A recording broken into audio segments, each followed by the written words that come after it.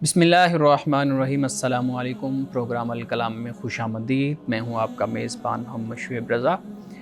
नाज़रीन किराम, ये प्रोग्राम जो सिटी न्यूज़ नेटवर्क व इदारा फ़िक्र जदीद के इश्तराक से शुरू किया गया है, इसके पहले हिस्सा में हम कुरान करीम की कुछ आयात को समझने की कोशिश करते हैं और उसके साथ साथ कुछ बहुत अहम सवालात को प्रोग्राम का हिस्सा बनाते हैं। हस्बे साबिक हमारे साथ शरीक गुफ्तगू हैं जनाब मोहम्मद अमानत रसूल साहब। हमारे साथ खुश आमदीद, बहुत शुक्रिया आपके वक्त का। मेरी मामनत के लिए मौजूद हैं शारिक रसूल। Shariq, thank you so much. नाज़रीन किराम, आपकी स्क्रीन पे हमारा व्हाट्सएप नंबर आ रहा होगा, आप अपने सवालात हमें भेज सकते हैं। हम इंशाल्लाह आपके सवालात को ज़रूर एड्रेस करेंगे। अमाना साहब, हम गुफ्तगू कर रहे थे सूरत शुअरा और अभी वो वाक़यात चल रहे हैं कि हज़रत इब्राहीम अलैहिस्सलाम का वाक़या, फिर मूसा अलैहिस्सलाम का, फिर हज़रत लूत, हज़रत नूह, मतलब ये सारे मुख्तसर अल्लाह रब्बुल इज़्ज़त कुरान करीम में इन वाक़यात को बयान करके अरब को मुखातिब करके नसीहत फरमा रहे हैं। हम 175 नंबर आयत के अराउंड बात कर रहे थे जिसमें अस्हाबुल ऐका की बात हो रही थी। अपनी गुफ्तगू का आगाज़ कीजिएगा। बिस्मिल्लाहिर्रहमानिर्रहीम। कुरान मजीद की आयात का तर्जुमा व तफसीर तो मैं बयान करता हूँ बाद में, लेकिन नाज़रीन के लिए जो दिलचस्पी का बाइस जो बात है वो ये है कि आपको मालूम है कि यहाँ पे अस्हाबुल ऐका कहा गया, यानी अस्हाबुल ऐका ने मुरसलीन को, रसूलों को झुटलाया। अब ये ऐका कौन है? और इससे पहले हमने पढ़ा सूरतुल आराफ में मदियन वैला मदियन अखाहुम शुआइबा, बिल्कुल सही, कि उनके भाई शुएब को मदियन की तरफ हमने भेजा। अब इन दोनों के बारे में दो राय मौजूद हैं, पाई जाती हैं। अच्छा। और एक राय जो है वो इनके दरमियान मुताबिकत पैदा कर देती है। ठीक। एक राय ये है कि ये जो ऐका है ये अलहदा हैं शुएब, ठीक है, और वो जो मदियन के हैं शुएब वो अलहदा हैं, यानी इन दोनों की तरफ शुएब का नाम ही आता है, अलैहिस्सलाम का नाम ही अलहदा है। ठीक है। अच्छा, अब उसकी दलील वो ये देते हैं कि सूरतुल आराफ में जैसे मैंने अभी आयत पढ़ी वैला मदियन अखाहुम शुआइबा, तो वहाँ पर अखाहुम कहा है। ठीक है। तो लेकिन जब यहाँ पर है फरमाए इज़ क़ाल लहुम शुआइबुन अला तत्तकून, कि जब उनसे शुएब ने कहा क्या तुम तकवा इख्तियार नहीं करते। अब यहाँ पर पीछे आपने देखा कि अखूहुम के अल्फाज आए जी, बिल्कुल, तकरीबन तमाम पैगम्बरों के साथ, के उनके भाई, लेकिन यहाँ पर ये अल्फाज नहीं है। अच्छा, एक तो ये बिल्कुल सही। दूसरी बात ये बयान की जाती है कि भाई कि ये एक ही हैं, यानी ये नुक्ता नज़र। तो वो कहते हैं कि अगर हम कुरान मजीद में पढ़ते हैं तो इन दोनों का ज़िक्र जहाँ पर आता है तो बीमारियाँ इनकी एक ही हैं, सेम है बुराइयाँ, यानी कम तोलना, तिजारत में बेईमानी करना, ये दोनों कौमों का। तो लिहाजा एक राय ये सामने आती है कि दोनों एक ही कौम है, एक ही है। ठीक है। हज़रत शुएब अलैहिस्सलाम लिहाजा इनकी तरफ पैगम्बर और एक ही पैगम्बर हुए। सही, बिल्कुल। लेकिन एक तीसरी जो राय आती जो इन दोनों के अंदर मुताबिकत पैदा कर देती है, वो ये है कि ये दोनों, इनकी नस्ल एक ही है, यानी हज़रत इब्राहीम अलैहिस्सलाम की तीसरी जो बीवी थी कतूरा, उनका नाम आता है, तो ये उन्हीं से ही दो कबीले बन गए। नस्ल बुनियाद एक ही है, उसमें से दो कबीले ये बन गए। ठीक है। एक बन गया बनी कतूरा और एक अहले मदियन का कबीला बन जाता है, मदियन का। अब मदियन जो है ये हज़रत इब्राहीम अलैहिस्सलाम के बेटे हैं। अच्छा, गालिबन वो कतूरा से ही हैं। तो उस ख़ानदान की निस्बत से ये जो ख़ानदान है ये अलहदा हो गया, इसे आप मदियन कह लें। और दूसरा जो ख़ानदान बना, कबीला बना, वो ऐका का कबीला बन गया।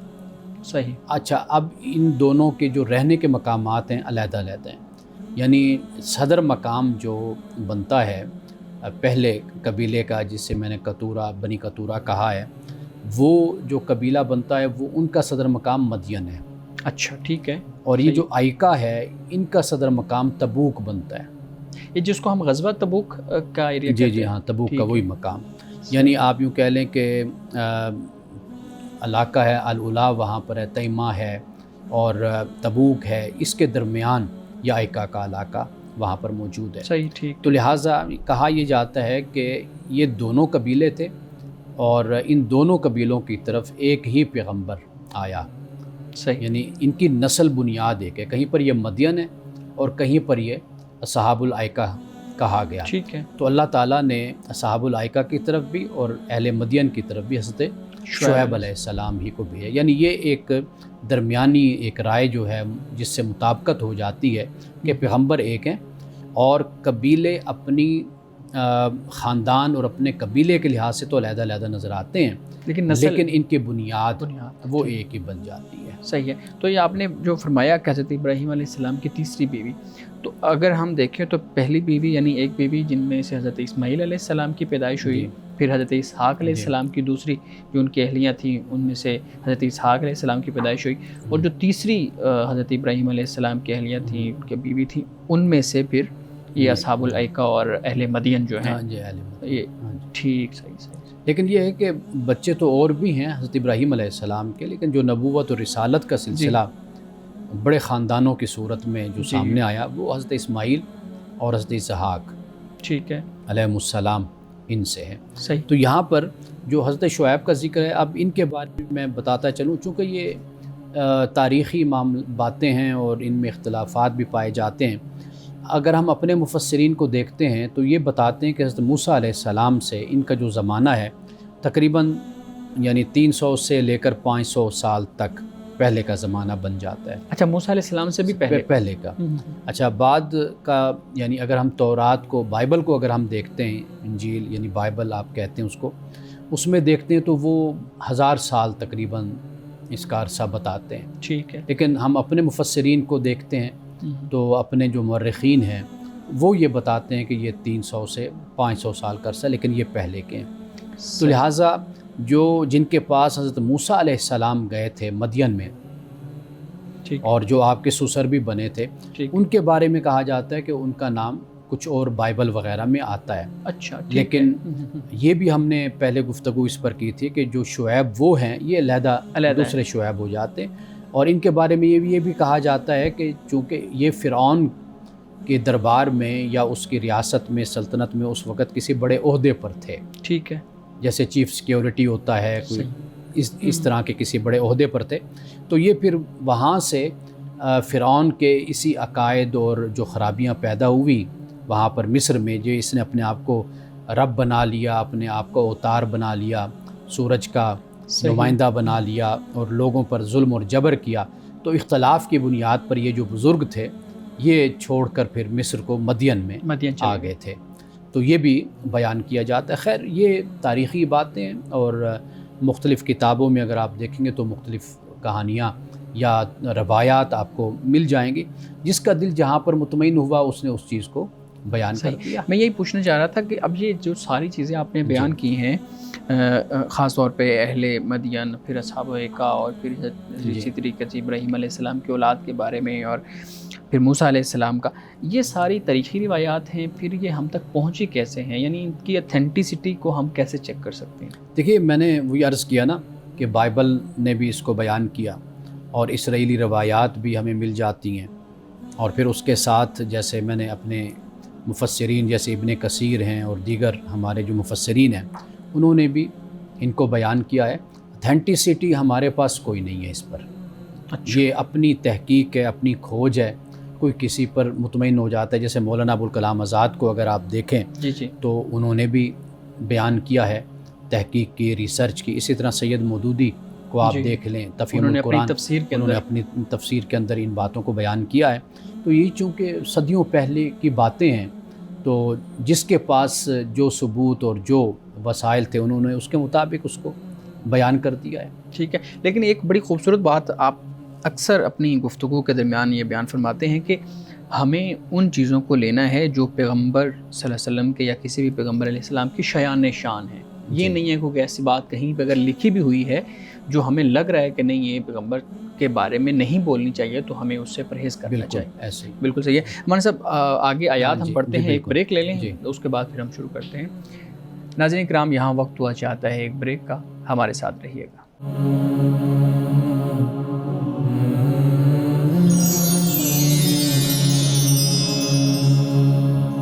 پروگرام میں ایک دفعہ پھر خوش آمدید۔ شارق، آپ کو سوال کرنا چاہ رہے تھے؟ ہاں جی، میں یہ جاننا چاہتا ہوں کہ قوموں کی جانب جب ہدایت کے لیے رسول بھیجے جاتے ہیں تو اس کا کیا طریقہ کار ہوتا ہے؟ کیا ایک قوم کی جانب ایک رسول بھیجا جاتا ہے یا پھر ایک سے زیادہ رسول بھی بھیجے جا سکتے ہیں، اور اس کی کیا منطق ہے؟ ہم نے حضرت موسیٰ علیہ السلام کے واقعہ میں ہم نے پڑھا آپ کے حوالے سے کہ فرعون کی طرف حضرت موسیٰ علیہ السلام بھی آئے اور حضرت ہارون بھی تھے۔ تو یہ اللہ سبحانہ و تعالیٰ کی اپنی منشا ہے، اپنی مشیت ہے، اس کی اپنی حکمت ہے کہ وہ ایک قوم کی طرف 2 رسول بھی بھیجتا ہے، ایک بھی بھیجتا ہے اور زیادہ بھی بھیج سکتا ہے۔ اور یہ بھی ہوتا ہے کہ مختلف زمانے میں مختلف پیغمبر آتے ہیں۔ اب آپ دیکھیے کہ حضرت لوط علیہ السلام حضرت ابراہیم کے بھتیجے ہیں، اور ایک ہی وقت میں یعنی ایک جگہ پر ابراہیم علیہ السلام ہیں اور دوسرے مقام پر جو صدوم کا مقام ہے وہاں پر حضرت لوط علیہ السلام ہیں۔ اور ادھر فرشتے حضرت ابراہیم کے پاس آتے ہیں تو وہ آپ پوچھتے ہیں بھئی کس سلسلے میں آئے ہو؟ کہتے ہیں ہم اب آگے ہم نے قوم لوط کی طرف جانا ہے، بستی کی طرف جانا ہے، ہم نے وہاں پر عذاب نازل کرنا ہے۔ تو حضرت ابراہیم علیہ السلام نے ان سے گزارش بھی کی، چونکہ قرآن کہتا ہے کہ آپ نرم دل تھے تو اس وجہ سے آپ نہیں چاہتے تھے بھئی کوئی قوم عذاب کا نشانہ بنے، تو لیکن اللہ نے فرمایا کہ ان کے بارے میں یہ فیصلہ ہو چکا ہے۔ تو یہ اب آپ دیکھ لیجئے کہ ابراہیم علیہ السلام کے یہ بھتیجے ہیں، اور اسی طرح آپ دیکھیے حضرت یعقوب علیہ السلام بھی ہیں، اور پھر حضرت یوسف علیہ السلام بھی ہیں، آپ کے صاحبزادے بیٹے۔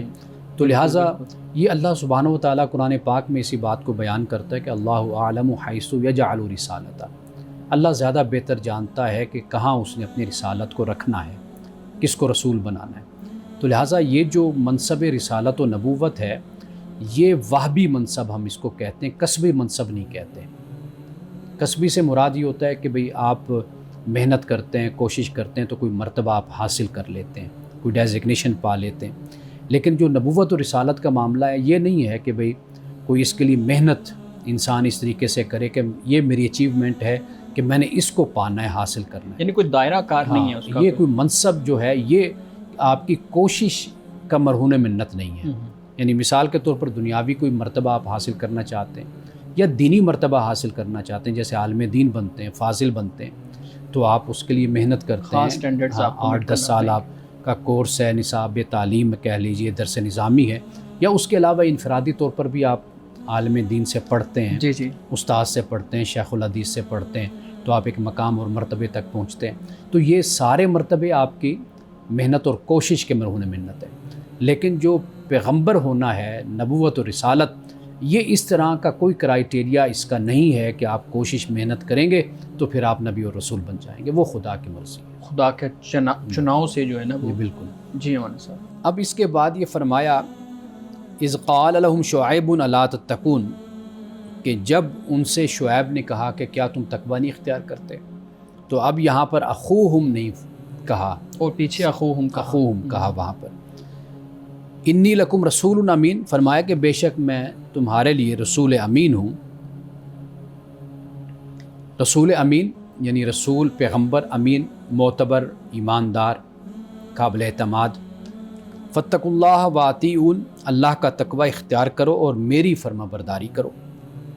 وما اسألکم علیہ من اجر، اور میں تم سے اس پر کسی اجر کا سوال بھی نہیں کرتا۔ ان اجریہ الا علی رب العالمین، کہ میرا اجر صرف اور صرف رب العالمین پر ہے۔ اب یہ تمام یہ جو اب تک کے جملے ہیں یہ ہم پہلے پیغمبروں کے حوالے سے بھی ہم نے پڑھے کہ تمام پیغمبر جب مبعوث ہوئے اپنی بستی کی طرف، اپنی قوم کی طرف، تو انہوں نے سب سے پہلے تو تقوی کی بات کی۔ یعنی یہاں پر آپ دیکھ لیجئے سورۃ الاعراف میں ہم نے یہ پڑھا کہ بھئی انہوں نے اپنی قوم سے کہا کہ یا قوم عبد اللہ ما لکم من الہ غیرہ، کہ اے میری قوم اللہ کی عبادت کرو اور اس کے سوا یعنی کسی کو تم نے معبود نہیں ماننا، اسی کی صرف تم عبادت کرو۔ تو وہاں پر یہ قرآن مجید بیان کرتا ہے۔ تو گویا کہ پیغمبر کی جو تعلیم ہے بنیادی طور پر وہ تو توحید ہے، اور توحید کے بعد پیغمبر تعلیم دیتا ہے کہ جیسے تقوی ہے، یعنی اس کا تعلق چونکہ عملی زندگی کے ساتھ بن جاتا ہے۔ جب ہم تقوی کی بات کرتے ہیں تو گویا کہ تقوی سے مراد حدود آشنا ہونا ہے۔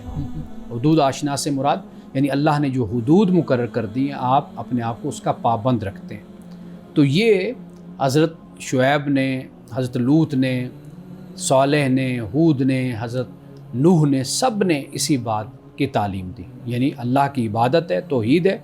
اور پھر اس کے بعد جو واضح بات ہے کہ جب وہ توحید کو کس بنیاد پر مانیں گے، اس پیغمبر کی بنیاد پر مانیں گے نا، تو اس پیغمبر کا ماننا تو خود اس میں موجود ہوا نا۔ بے شک بے شک۔ یعنی جب میرے پاس کوئی اطلاع لاتا ہے، کوئی خبر لاتا ہے، تو واضح بات ہے پہلے تو میں اس کو مان رہا ہوں نا، پھر اس کے بعد اس کی خبر کو مانوں گا۔ بالکل تو ایسے ہی۔ لہٰذا نبوت اور رسالت پر ایمان اس میں شامل ہو گیا۔ اب اس کے بعد جو اگلا قدم ہوتا ہے پھر وہ عملی زندگی سے متعلق ہوتا ہے، جو خرابیاں ان کے اندر، تو وہاں پر فرمایا کہ تم کیوں نہیں حدود آشنا ہوتے، کیوں نہیں اللہ کی حدود کی تم پابندی کرتے، اور میں رسول امین ہوں، یعنی ایسا رسول ہوں کہ جس پر اعتبار ہے، جو معتبر ہے، اور اللہ کا تقوی اختیار کرو اور میری فرما برداری کرو، اور میں تم سے کسی اجر کا سوال نہیں کرتا، میرا اجر صرف رب العالمین پر ہے۔ اب اس کے بعد دیکھیے فرمایا کہ جو اس قوم کے اندر جو ان کا پروفیشن تھا، ان کا پیشہ تھا، اس سے متعلق جو خرابیاں پائی گئیں تو اب اس کی نشاندہی کر دی گئی۔ فرمایا اوف الکیل، کہ پورا پورا تم ناپا کرو، ولا تکونوا من المخسرین، اور نقصان دینے والوں میں سے مت بنو۔ چونکہ حضرت شعیب علیہ السلام کی قوم کاروبار کرتی تھی، تجارت کرتی تھی، اور اس میں پھر وہ ڈنڈی مارتی تھی، ملاوٹ کرنا، کم تولنا، کم ناپنا، یہ ان کے اندر یہ ایک آپ یوں سمجھ لیجئے کہ ایک ان کا کلچر یہ بن گیا۔ جیسے حضرت لوط علیہ السلام کی قوم کے حوالے سے ہم نے پڑھا کہ ہم جنس پرستی، یعنی ایک عمومی رویہ ان کا قومی رویہ بن گیا۔ تو یہاں پر جو قومی رویہ تھا یہ بدعنوانی کا رویہ تھا، ملاوٹ کا، کم تولنے کا، کم ناپنے کا۔ فرمایا کہ وزنوا بالقسطاس المستقیم، اور پھر سیدھی ترازو سے تولو۔ صحیح۔ تو اس وقت ترازو ہوتے تھے تو ان کی جو بھی شکل تولنے کی ہوتی تھی، اس وقت موجود۔ تو کہا کہ بھئی سیدھی ترازو سے تولو، ولا تبخسوا الناس اشیاءہم، اور لوگوں کو چیزیں گھٹا کر نہ دو، اشیاءہم ان کی چیزیں، مطلب یہ ہے ان کی اب چیز انہی کی ہو گئی نا۔ جب آپ نے ایک ڈیمانڈ کی کہ مجھے یہ قیمت دے دیں، یہ 100 روپے کی چیز ہے تو آپ نے 100 روپے لے لیا، تو اب وہ جو چیز پڑی ہوئی ہے اب وہ پوری کی پوری ان کے سپرد کرو نا۔ تو وہ پھر اس میں ڈنڈی مارا کرتے تھے۔ تو اللہ تعالیٰ نے اس لیے فرمایا کہ ان کی جو چیز ہے وہ ان کو پوری کی پوری دو، ولا تعثوا فی الارض مفسدین، اور زمین میں فساد مت پھیلاؤ۔ یہ یہاں پر آپ نے شاید وقفہ جی ہم ایک بریک لے لیں تو اس کے بعد پھر ہم مزید اس پہ گفتگو کرتے ہیں، کیونکہ یہ ایک ایسا ہمارا سب موضوع ہے جو ہمارے ہاں بھی یہ چیزیں نظر آتی ہیں، اور ہم اگر اپنے معاشرے کے علاوہ دنیا کے اندر مختلف معاشروں کے کا ایک اسکیچ سامنے رکھیں تو ایسی بہت سی خرابیاں ہمیں نظر آتی ہیں، خاص طور پہ ایک مذہبی معاشرہ جس کو ہم بہت زیادہ مذہبی معاشرہ سمجھتے ہیں۔ تو اس حوالے سے میں کچھ سوالات بھی پھر آپ کے سامنے رکھوں گا، یہاں ایک بریک لے لیں، اس کے بعد پھر گفتگو کرتے ہیں۔ ناظرین کرام، یہاں وقت ہوا چاہتا ہے ایک بریک کا، ہمارے ساتھ رہیے گا۔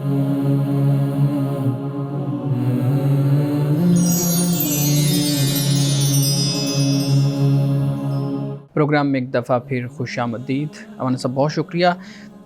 موضوع تو یہ بھی بہت اہم ہے، اور خاص طور پہ ہماری کوشش یہ ہوتی ہے کہ ہم آیات سے متعلق جو ہمارے ہاں سماجی خرابیاں ہوتی ہیں یا سماج کو جو چیزیں لاحق ہوتی ہیں ان پہ گفتگو کریں، لیکن یہ چونکہ تھوڑا سا لمبا موضوع ہے تو میں یہ چاہتا ہوں کہ ہم جب اگلی آیات پڑھیں نا تو ان کے ساتھ ہی اس پہ گفتگو کر لیں تاکہ ایک ردم بھی بن جائے گا۔ ہمارے صاحب ایک بہت اہم، اگر آپ مجھے اجازت دیں تو ایک اہم ایشو ہے، اس پہ میں آپ کی رائے جاننا چاہوں گا۔ کچھ ہی دن پہلے ہم نے دیکھا کہ ہمارے ہاں ایک بحث شروع ہوئی کیپٹل میں، اسلام آباد میں ایک مسجد کی تعمیر ہوئی تھی اور اس کو گرا دیا گیا، اور اس کی جگہ پہ پودے یا باغات جو بھی کہہ لیں آپ، پارک بنا دیا یا پودے لگا دیے، چلیں ہم یہ کہہ لیتے ہیں، جو ہمارے سامنے انفارمیشن آئی ہے۔ اس کے بعد پھر ایک نئی بحث شروع ہو گئی کہ کیا مسجد گرانا ٹھیک تھا، نہیں ٹھیک تھا، وہ قانونی تھی غیر قانونی تھی، یہ ایک الگ بحث ہے. یہ دیکھا جائے کہ وہ مسجد بنی کیسے تھی، LDO والے اس وقت کہاں تھے، ایڈمنسٹریشن کہاں تھی.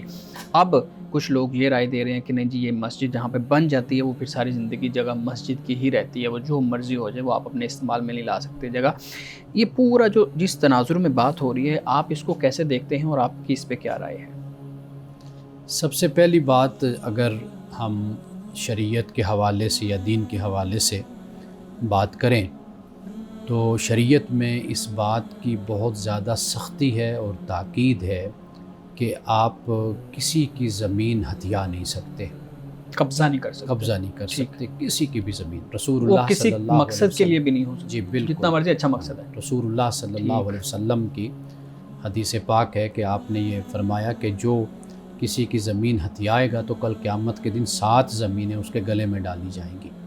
یعنی اس سے مراد اس جرم کی یا اس گناہ کی جو شناعت ہے نا، اس کی جو برائی ہے، رسول اللہ صلی اللہ علیہ وسلم نے اس کی شدت کو اس طرح بیان فرمایا.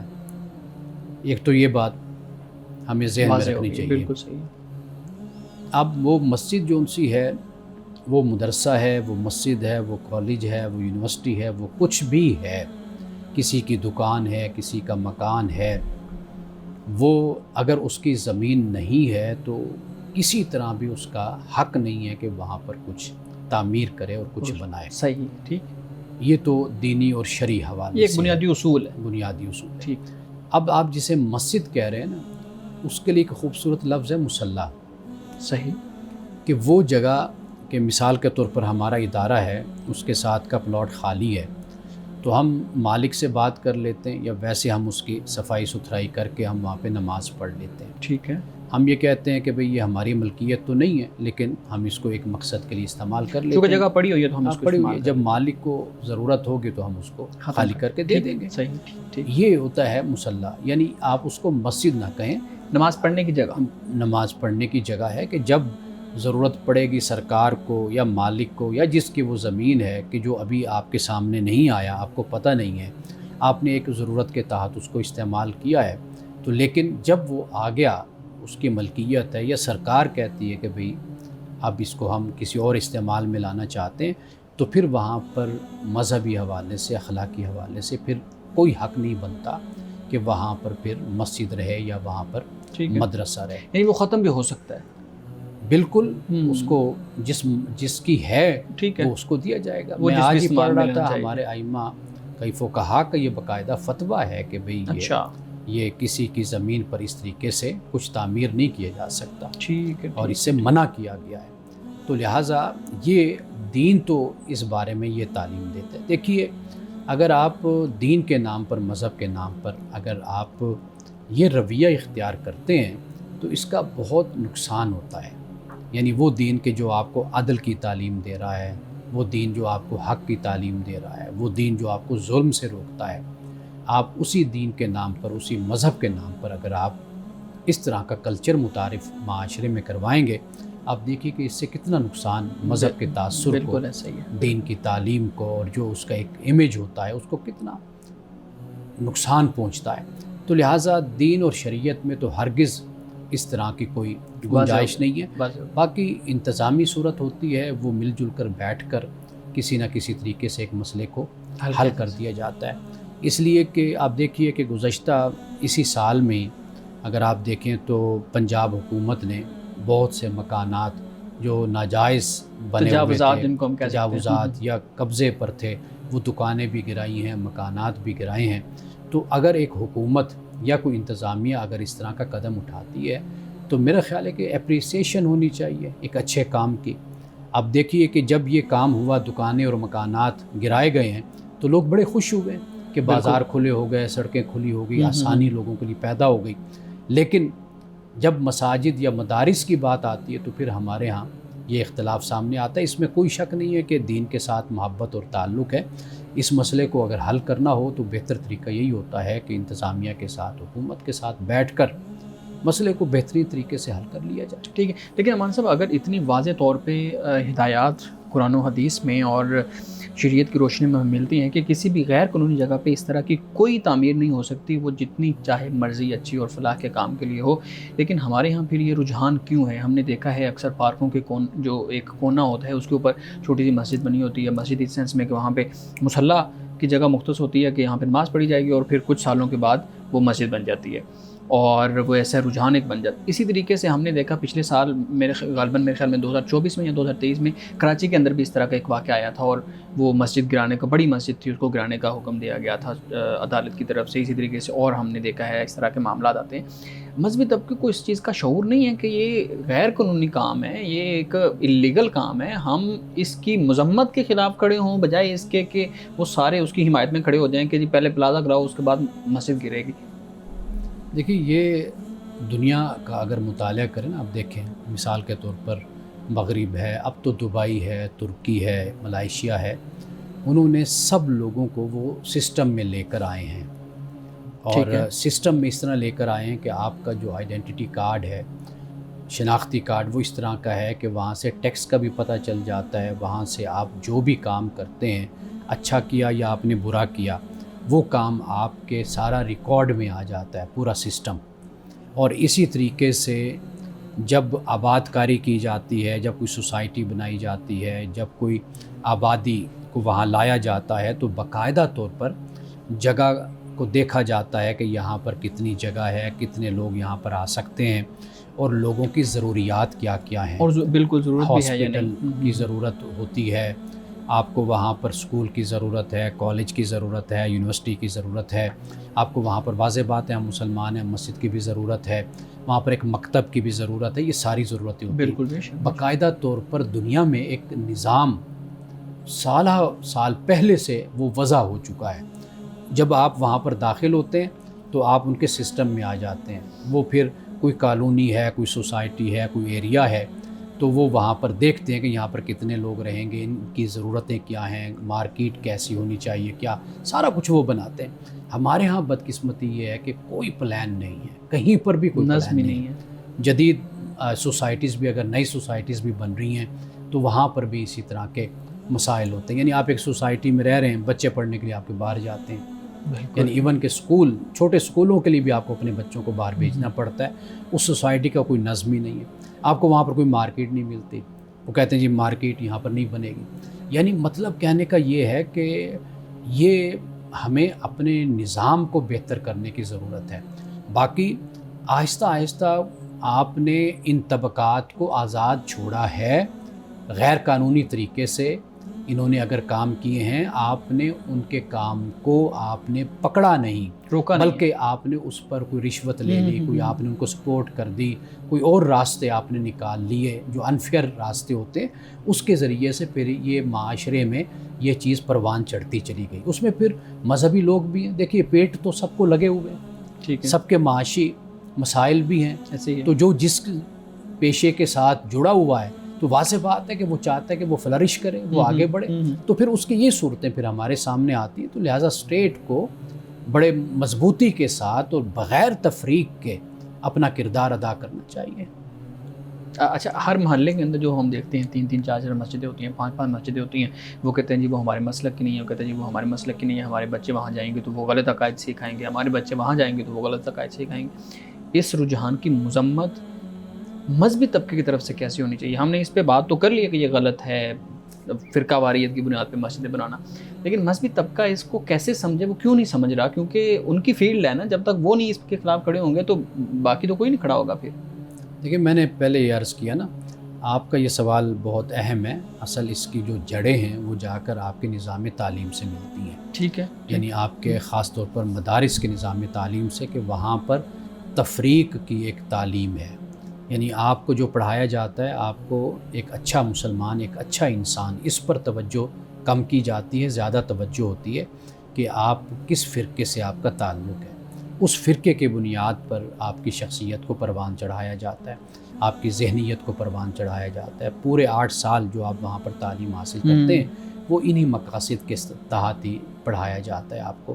تو لہٰذا پھر جب ہم معاشرے میں آئیں گے، سماج میں آئیں گے، تو وہاں پر بھی تو پھر ہم نے اسی طرح کا ہی کام کرنا ہے.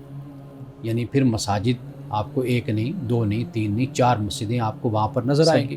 جب ایک دوسرے کے پیچھے نماز نہیں ہوتی، جب ایک دوسرے کے عقائد میں اختلاف پایا جاتا ہے، ایک دوسرے کو گمراہ یا کافر قرار دیا جاتا ہے اور اتنی دیواریں بڑی کھڑی کر دی جاتی ہیں، تو وہاں پر واضح بات ہے کہ پھر اسی طرح. لیکن یہ سارا کام اسٹیٹ کا ہوتا ہے، ٹھیک ہے، حکومت کا ہوتا ہے کہ وہ وہ پورے طریقے سے طاقت کے ساتھ آپ کہہ لیجیے اس کے پاس سب کچھ ہوتا ہے، جہاں وہ چاہے وہ کر بھی سکتی ہے، کرتی بھی آتی ہے. تو لہٰذا یہ اس کا کام ہے. پھر خود بخود لوگ جو ہے نا ایک سسٹم میں آتے چلے جاتے ہیں اور درست ہوتے چلے جاتے ہیں. صحیح. ناظرین کرام، یہاں وقت ہوا چاہتا ہے ایک بریک کا، ہمارے ساتھ رہیے گا.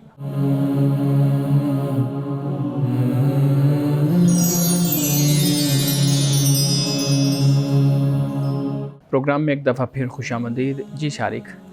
میں انسانی فطرت کے متعلق کچھ سوالات کرنا چاہتا ہوں. انسانی فطرت کے متعلق مختلف مغربی تصورات ہیں، جیسے کہ کہا جاتا ہے کہ مختلف انسانی معاشرے ہیں، ان میں جو مشترک انسانی اقدار ہیں اس کے ذریعے سے انسانی فطرت کو پہچانا جا سکتا ہے. جبکہ بعض اوقات یہ بھی کہا جاتا ہے کہ انسان جو ہے اگر اس کی اصل فطرت کو پہچاننا ہے تو انسان ماحول کے انفلوئنس سے بالا تر ہو کر جو اعمال انجام دیتا ہے اس سے انسان کی فطرت کا تعین کیا جا سکتا ہے. دین انسانی فطرت کے بارے میں کیا بتاتا ہے؟ دین کے ذریعے انسانی فطرت کو کیسے سمجھا جا سکتا ہے؟ سب سے پہلی بات جو قرآن مجید نے انسان کے حوالے سے بیان کی ہے وہ یہ ہمیں معلوم ہوتا ہے کہ اللہ سبحانہ و تعالیٰ نے انسان کو چند خصوصیات اور احساسات اور چند صفات اللہ تعالیٰ نے انسان کو عطا کی ہیں اور انسان ان کے ساتھ جڑا ہوتا ہے. دین کا بنیادی طور پہ کام یہ ہوتا ہے کہ جو انسان کے خصائل ہیں یا صفات ہیں یا اس کے خصوصیات ہیں ان کے جو نیگیٹو اسپیکٹ ہوتا ہے، جو نیگیٹو منفی اس کا اثر ہوتا ہے، دین اس بارے میں اس کی رہنمائی دیتا ہے. یعنی انسان کو اللہ سبحانہ و تعالیٰ نے ارادہ دیا ہے، انسان کو اللہ نے اختیار دیا ہے اور اسی ارادہ اور اختیار سے ہی انسان اچھے کام بھی کرتا ہے اور انسان برے کام بھی کرتا ہے. تو اللہ سبحانہ و تعالیٰ کا دین انسان کو یہ بتاتا ہے کہ کیا اچھائی ہے، کیا برائی ہے، کیا خیر ہے، کیا شر ہے اور اس کو کس طریقے سے اپنی زندگی گزارنی چاہیے. قرآن مجید کا جب ہم مطالعہ کرتے ہیں تو قرآن مجید نے انسان کے بارے میں بہت سی باتیں یہ بیان کی ہیں کہ مثال کے طور پر وہ جلد باز ہے، یہ قرآن پاک نے کہا. یہ بھی کہا قرآن پاک نے کہ یہ تکلیف کوئی پہنچتی ہے تو جزا و فضا کرتا ہے، آسانی ہو جاتی ہے تو بخل کرنے لگ جاتا ہے. ظلم بھی قرآن پاک نے کہا، ظالم بھی کہا، جہول بھی قرآن پاک نے انسان کو کہا. لیکن یہ ساری کمزوریاں انسان کے ساتھ موجود ہیں، یعنی باطنی اور فطرتی خصائل یا صفات یا خصوصیات وہ انسان کی فطرت بن جاتی ہیں. تو لیکن اس میں جو دین ہے وہ انسان کی رہنمائی کرتا ہے کہ چونکہ اس ارادے کو تم نے اپنے لیے فائدہ مند بنانا ہے، مفید بنانا ہے اور اللہ تعالیٰ کی رضا کو حاصل کرنا ہے، تو وہاں پر پھر دین یہ رہنمائی کر دیتا ہے، یہ بتاتا ہے کہ یہ شر ہے، اس سے تم نے اپنے آپ کو بچانا ہے، یہ خیر کا راستہ ہے، اس کو تم نے اختیار کرنا ہے اور اسی کے ذریعے سے تم اپنی رب کی رضا کو حاصل کر لو گے. دین یہ تقاضا کرتا ہے انسان سے کہ انسان اپنی فطرت میں جو جذبات ہیں ان میں اعتدال قائم کرے. مختلف جذبات ہیں، منفی جذبات بھی ہیں، تو دین یہ تقاضا کرتا ہے کہ منفی جذبات کا مثبت اور صحیح استعمال کیا جائے. لیکن کیا انسان کی فطرت میں اعتدال قائم کرنا موجود ہے؟ اگر انسان کی فطرت میں اعتدال موجود ہوتا تو کیا دین یہ تقاضا کرتا ہے انسان سے کہ انسان اعتدال قائم کرے اپنے جذبات میں؟ دیکھیے، میں نے وہی پہلے عرض کیا نا کہ اعتدال اور توازن، جب اللہ تعالیٰ یہ ساری باتیں انسان کی بیان کر دیتا ہے، جو فطری کمزوریاں ہیں یا خامیاں ہیں یا اس کی جو فطرت ہے، اس کو بیان کرنے کے بعد اللہ سبحانہ و تعالیٰ پھر استثناء بھی کر دیتا ہے. استثناء میں پھر یہ بات بیان کی جاتی ہے کہ وہ لوگ کہ جو اپنے آپ کا جائزہ لیتے ہیں، اپنا تزکیہ کرتے ہیں، اپنی تطہیر کرتے ہیں اور اپنے پہ توجہ کرتے ہیں، تو پھر ان میں یہ خوبیاں پیدا ہوتی چلی جاتی ہیں. تو در حقیقت یہ جو خوبیاں جن کو اسلام بیان کرتا ہے، یہی در حقیقت انسان میں پھر اعتدال اور توازن کو پیدا کرتی ہیں. تو لہٰذا جب ہم یہ کہتے ہیں نا کہ فطرت کے بارے میں، تو ایک تو اس کو اس اینگل سے اور اس آسپیکٹ سے، اس پہلو سے اگر ہم سمجھ لیں کہ جیسے رسول اللہ صلی اللہ علیہ وسلم نے فرمایا کہ پیدا ہونے والا ہر بچہ جو ہے وہ کل مولود یولد علی الفطرہ، فطرت پر پیدا ہوتا ہے. یعنی اس سے مراد کیا ہے کہ انسان کے اندر جو ایک باطنی داعیہ ہوتا ہے، انسان اندر باطن میں صاف ستھرا ہے، یعنی اس کا تزکیہ ہے. جیسے میں نے ابھی آپ کے سامنے ایک حدیث جو میں نے پڑھی ہے، پھر اس کے بعد اس کے ماحول کے اثرات اس کی شخصیت پر ہوتے ہیں، جو اپنے آس پاس وہ دیکھتا ہے اس کو وہ قبول کرتا ہے. لیکن اگر آپ یہ دیکھیے کہ دین جب اس کو پکارتا ہے تو وہ دین کی اس پکار کو قبول کرتا ہے، یعنی سنتا ہے. اس کو یہ معلوم ہوتا ہے کہ جو میرے اندر ہے یہ اسی ضرورت کو یہ دین پورا کر رہا ہے. یعنی مثال کے طور پر میں اس طرح مثال دیا کرتا ہوں کہ قرآن مجید نے نیکی کو حسنہ کہا. حسنہ حسن سے بیوٹی، خوبصورتی جس کو ہم کہتے ہیں. تو اب آپ دیکھ لیجئے کہ انسان کی جو فطرت ہے وہ لپکتا ہے انسان بیوٹی کی طرف، خوبصورتی کی طرف. تو قرآن پاک نے نیکی کو خوبصورتی کہا، نیکی کو حسنہ کہا. کیوں؟ اس لیے کہا کہ انسان اس کو پسند کرتا ہے، عقلی لحاظ سے بھی، فطری لحاظ سے بھی اور شرعی لحاظ سے بھی ہم دیکھیں. اسی طرح جو برائی ہے اس سے انسان کراہت محسوس کرتا ہے، یعنی برے کام. یعنی مثال کے طور پر وہی برا کام کہ جو اس کے ساتھ ہوتا ہے تو وہ اس کو کراہت، اس کو ناپسند کرتا ہے، یا ہوتا ہوا دیکھ رہا ہے، جیسے ڈاکہ ہے، چوری ہے، یا اس طرح کی جھوٹ بولنا ہے، وہ اندر سے اس کو پسند نہیں کرتا. تو دین بھی کیا کہتا ہے کہ یہ برا کام ہے، یہ تم نہ کرو. دین بھی اس کو سیئہ کہتا ہے. سیئہ وہی چیز ہوتی ہے. تو لہٰذا ایسا لگتا ہے کہ جو قرآن مجید جس انداز سے، جس اسلوب سے انسان سے خطاب کرتا ہے، وہ اچھائیاں انسان کے اندر موجود ہیں فطری طور پر، بنیادی طور پر اس کی فطرت ہے، اس کو وہ قبول کرتا ہے. لیکن ہوتا کیا ہے، وہ جو باہر کے اثرات ہوتے ہیں خارج کے، وہ اس پر غالب آتے چلے جاتے ہیں، جس کی وجہ سے وہ دین فطرت سے خود کو دور کر لیتا ہے یا وہ دور ہو جاتا ہے. دین کے مطابق یہ بتایا جاتا ہے کہ فطرت کا اصول ہے کہ جو نیکی ہے وہ بدی کو ختم کرتی ہے اور بدی اپنے آپ کو ختم کرتی ہے. لیکن جب ہم اپنے معاشرے کو دیکھتے ہیں تو ہمیں نظر آتا ہے کہ زینب کیس جیسے واقعات ہیں کہ جو اتنے معصوم بچے ہوتے ہیں، نیک روحیں ہوتی ہیں، ان کے ساتھ ظلم ہوتا ہے، زیادتی ہوتی ہے، ناانصافی ہوتی ہے. تو معاشرے کا جو منظر ہے وہ تو مختلف فطرت سے ہمیں نظر آ رہا ہے کہ جو بدی ہے وہ نیکی کو ختم کر رہی ہے. تو یہ کیا کانٹروڈکشن، اس کو کیسے سمجھ سکتے ہیں؟ دیکھیے دونوں معاملات ہوتے ہیں. نیکی جو ہے وہ بھی اپنا اثر رکھتی ہے معاشرے پر، اور میں ہمیشہ یہ کہا کرتا ہوں کہ برائی میں یہ برائی ہے کہ وہ نظر زیادہ آتی ہے، اور اچھائی میں اچھائی یہ ہے کہ وہ کم نظر آتی ہے. یعنی نظر کم آنے سے مراد یہ ہے کہ واضح بات ہے کہ جو فساد پھیلائے گا، جو توڑ پھوڑ کرے گا، جو ظلم کرے گا، وہ چیز نظر آتی ہے. لیکن جو نیکی کا کام ہوتا ہے وہ نظر کم آتا ہے، لیکن اس کے جو اثر ہوتا ہے، اس کی جو سرایت ہوتی ہے، اس کی تاثیر جو ان سے ہوتی ہے وہ بہت گہری ہوتی ہے. معاشرے میں جس طرف آپ نے اشارہ کیا، ایسے لوگوں کے بارے میں یہ ہوتا ہے کہ یہ جو اپنی فطرت ہوتی ہے اس کو یہ مسخ کر دیتے ہیں، انحراف اختیار کرتے ہیں اور اس راستے سے ہٹ جاتے ہیں کہ جو ان کے اندر جو چیز موجود ہے، یعنی ہدایت اور رہنمائی کو قبول کرنا، اس راستے پر غور کرنا، خیر کو سمجھنا، شر کو سمجھنا، لیکن اپنی اس تربیت اور اپنے اس ماحول اور اپنی تربیت نہ ہونے اور تزکیہ نہ ہونے کی وجہ سے ان کی جو لپک اور ان کی جو اٹریکشن ہوتی ہے وہ گناہ کی طرف زیادہ ہو جاتی ہے. صحیح. ناظرین کرام، اس دعا کے ساتھ اپنے پروگرام کو اختتام کریں گے. اللہ رب العزت حسن کلام اور تاثیر کلام عطا فرمائے، ہماری زبان کی گروں کو کھول دے اور سننے والوں تک خیر کا پیغام پہنچے. اجازت دیجیے. خدا حافظ.